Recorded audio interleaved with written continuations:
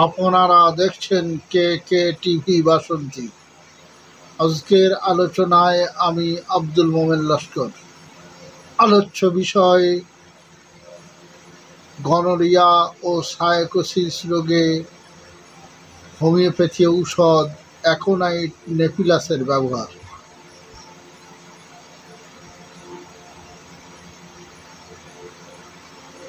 তার আগে বলে নিই,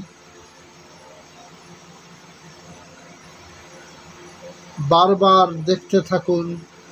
যারা নতুন আসছেন তারা সাবস্ক্রাইব করুন সাথে থাকার জন্য, সবার আগে ভিডিওটি পাওয়ার জন্য। যারা আগে থেকে দেখে থাকেন অনুভূতি জানাতে লাইক ও কমেন্ট করুন। আসি আলোচ্য বিষয়ে। অ্যাকোনাইট নেপিলাস ব্যবহৃত হয় নতুন বা প্রথম আক্রমণে। গনোরিয়া রোগ প্রথম আক্রমণ হলেই প্রথম অবস্থায় ব্যবহৃত হয় অ্যাকোনাইট।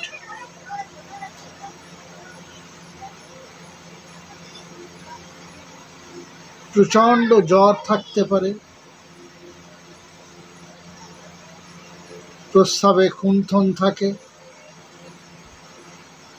বারবার মূত্রবেগও লাগে,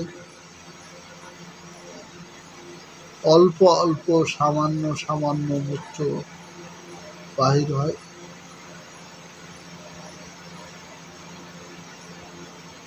জ্বালা থাকে,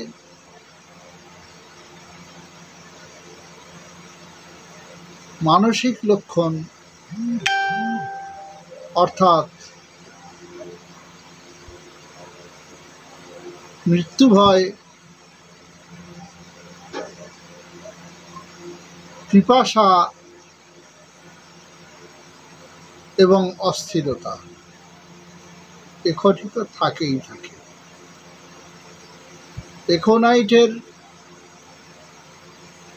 যে জল পিপাসা হয় তা বহুবার আলোচনা করেছি, যে অনেক অনেক করে জল পান করে।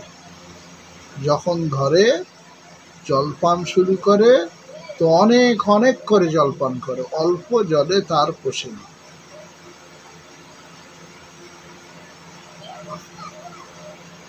অস্থিরতা,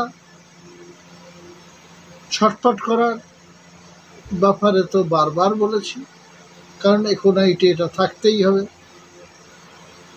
মৃত্যু ভয়, এমন মৃত্যু ভয় হয় এমনকি সে কখন মরে যাবে টাইম পর্যন্ত বলে দেয়, আমি এই কখনটা আছি, তারপরে মরেই গেছি।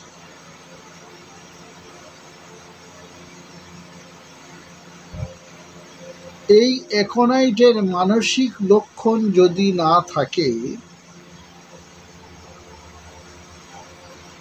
অ্যাকোনাইটের যে এই বিশেষ লক্ষণগুলির যদি না থাকে, তাহলে এইরূপ প্রথম অবস্থায় আরেকটি ঔষধ ব্যবহার করা যেতে পারে, যে ঔষধটার নাম জেলসিমিয়াম। অর্থাৎ যদি মানসিক লক্ষণগুলি থাকে, চরিত্রগত লক্ষণগুলি থাকে, এই তিনটে যে কথা বললাম, যে অস্থিরতা, মৃত্যু ভয় এবং অদম্য জলের পিপাসা, অনেক অনেক করে জল পান করে, এই কটি যদি না থাকে, ওই জ্বালা, বারবার মূত্রবেগ, এই সমস্ত গুলো থাকে, আর এই তিনটি যদি না থাকে, তাহলে কিন্তু ঔষধটা পাল্টে হবে জেলসিমিয়াম, মনে রাখা দরকার। আর যদি মানসিক লক্ষণগুলোর সাথে ওই উপরের লক্ষণগুলি থাকে তাহলে এখনাইট নেবুলাস। এই রকম কম্পেয়ার করতে হয়, তুলনা করতে হয় হোমিওপ্যাথি ঔষধ ব্যবহার করতে গিয়ে। তবে আজকের এ পর্যন্ত রাখি বন্ধুরা, ভালো করে খেয়াল করে দেখাশোনা করুন আর সাবস্ক্রাইব করুন, দেখতে থাকেন, সাথে থাকেন। আশা করি দেখতে দেখতে দেখতে দেখতে হোমিওপ্যাথি ঔষধ ব্যবহার প্রয়োগ লক্ষণ শিখে যাবেন।